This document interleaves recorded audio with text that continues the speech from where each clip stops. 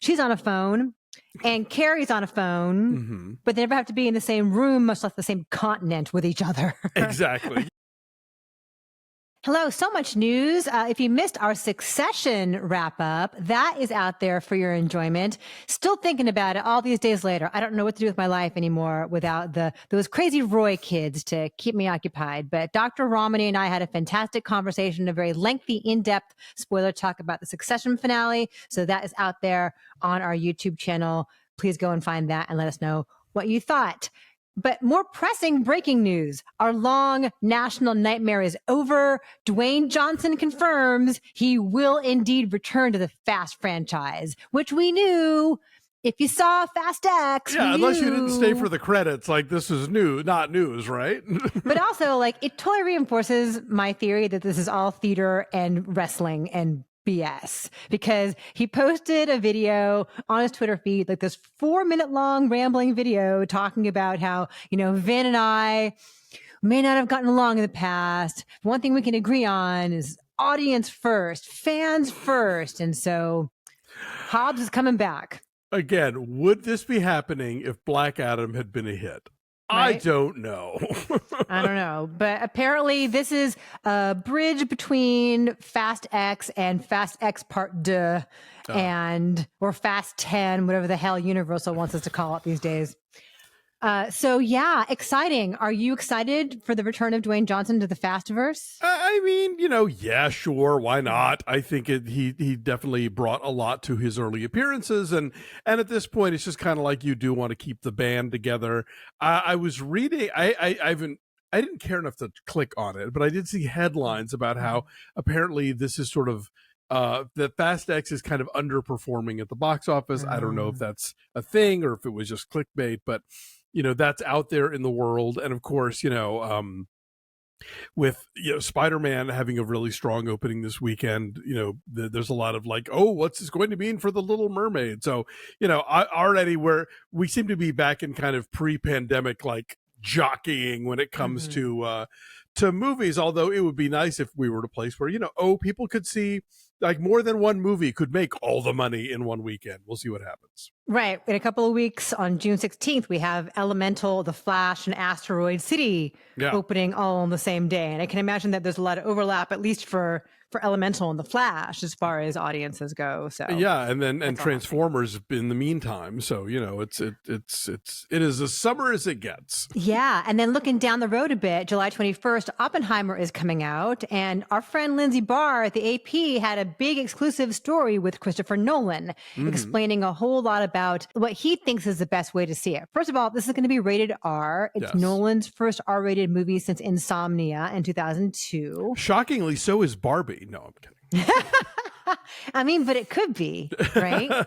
It is Greta Gerwig and Noah Baumbach. So they give unfettered. Who knows what we'd have wound up with? Right. So this whole long talk, and I love this kind of nerdy stuff so much, like the technical stuff. He's talking about how the best way to see it is in IMAX 70 millimeter. So he shot it in 65. It's being projected in 70. There's only like a couple dozen theaters in North America that have the capability of even showing it that way. He talked about his favorite place to see a movie, where he likes to sit in the theater. And apparently the IMAX prints for Oppenheimer, which is nearly 3 hours long. Yeah. The prints are, I want to get this right, 11 miles long, and they weigh like 600 pounds. From a storage perspective, where do you put 11 miles of film stock? Alamogordo, New Mexico. I don't know. I find this very confusing. So, like, I want to know from like theater managers, like, how are you going to deal with the behemoth that is Oppenheimer coming your way? FedEx and UPS are like, yes. Somebody needs to sign for this. So does this make you more or less excited about Oppenheimer when you hear these kinds of numbers? I mean, none of this surprises me. In the coming weeks, we're going to start seeing on Twitter, like the letters to projectionists. You know how Nolan is. He's going to like have these very detailed, this is where the light setting should be at the blah, blah, blah, and make sure the masking is, blah, blah, and like, great, more power to him. Like, I think I appreciate that level of hands-on on, OCD when it comes to film projection. I wish there were more of it in theater projection in general.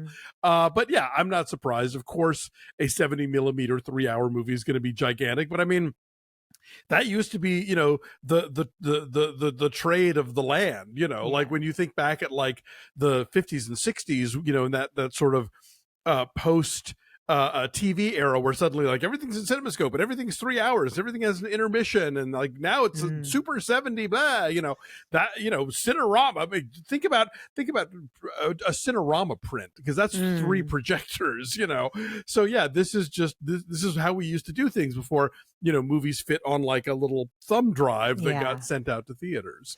Yeah, I think it's cool too. So I can't wait to see it. We'll have to figure out the best way to go and see it. Tom Holland says that there had been some meetings going on about Spider-Man 4 that are now not happening because of the writer's strike.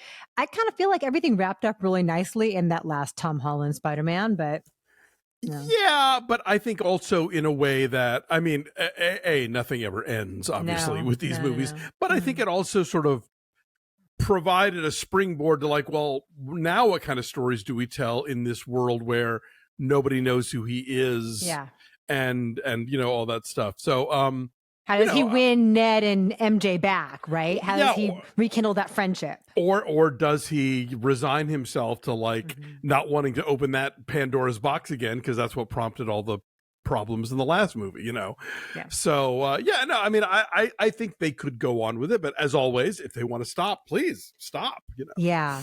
Who said stop but is coming back is Kim Cattrall. It's funny that you mentioned this in the same one with Dwayne Johnson coming back to Fast X, because in both cases, I bet you they will never see anybody else. Nope. They will, like, she's going to be on a phone call. Yep. He's going to be on a green screen, and it's going to be like, look, I'm in the movie, you guys. But that was it, Hashtag family. Yeah. So Kim Cattrall, like, famously was very critical of Sarah Jessica Parker and everyone involved with the Sex and the City sequel. She's like, hell no, I will not do a third one. And then when this HBO series and Just Like That came out, like, she's not part of it. I guess there's some, I've never seen it, but I guess there's some allusion at the end of the first season of like a text message. The second season begins June 22nd, I want to say. And she's in the season 2 finale. Like one scene, as you say, she's on a phone and Carrie's on a phone, but they never have to be in the same room, much less the same continent with each other. Exactly. Yeah. They basically did she's not dead. She's just living in London and had a bit of a falling out with Carrie, but they still text back and forth a bit. And she finally texts back at the end of the season. So they were clearly like trying to leave that door open, and they didn't want to burn that bridge, if I'm going to mix my metaphors. And obviously it paid off, because they did get her to consent to, like, I'm reminded of, do you remember, were you old enough for Three's Company? Were you alive? Yes. Okay. Remember when Suzanne Summers was having like some sort of contract dispute, and there was a whole set of episodes where she literally was on in the last 5 minutes of the episode on the phone talking to them from somewhere else? That's what this is. That is this. But Patricia Fields is going to dress her anyway. Of course. For that one scene. Hells yeah. Yeah, I would demand it. Of course. Please. So, and demand to keep the outfit too. For sure. Kenneth Anger, someone we did not talk about before. Yes. And someone I know you want to talk about. So let's discuss him. Sure. So, I mean, there really kind of wasn't queer cinema per se until he came around. One of, some of the earliest examples of what we can call a kind of queer experimental cinema, certainly. Obviously, queer images in movies go all the way back to the silent era. But his 1947 film Fireworks was a huge kind of breakthrough movie in terms of unabashedly queer images, with kind of, his interest in the occult and classical art. He was 20 years old when he made it, like in his parents' home in Southern California, and, and at least one public restroom. And it became this hugely influential film. Like Genet was a big fan of it, and Cocteau, and, like he really kind of put him on the map. And, he made these really extraordinarily, like, gorgeous, homoerotic, transgressive films, Inauguration of the Pleasure Dome and Scorpio Rising, which is a huge influence on Scorsese. Like the Scorsese needle drops owe so much to how Scorpio Rising used pop songs. Of course, he wrote the 2 Hollywood Babylon books, which are these like super dishy and not entirely true gossip books about Hollywood's, like the stuff you didn't hear about, the scandalous murders and sex things, which again, as my father used to say, si non è vero è buon trovato. Like they're fascinating reads, even if they're complete nonsense. And yeah, was just always this very sort of, a controversial figure, like always very outspoken, posted his own death notice in the Village Voice in 1967. And so, yeah, he is super important to queer cinema, to underground cinema, to avant-garde cinema, just a major American artist. And he passed away last week at the age of 96. Yeah. I think he died, I think like way earlier in May. And like it just wasn't reported for a little while. Oh, okay, gotcha. So we just learned about it like last week. In a nursing home in Yucca Valley at 96, right? And then I want to mention that Eddie Izzard now says that she wants to be called Suzy. All right.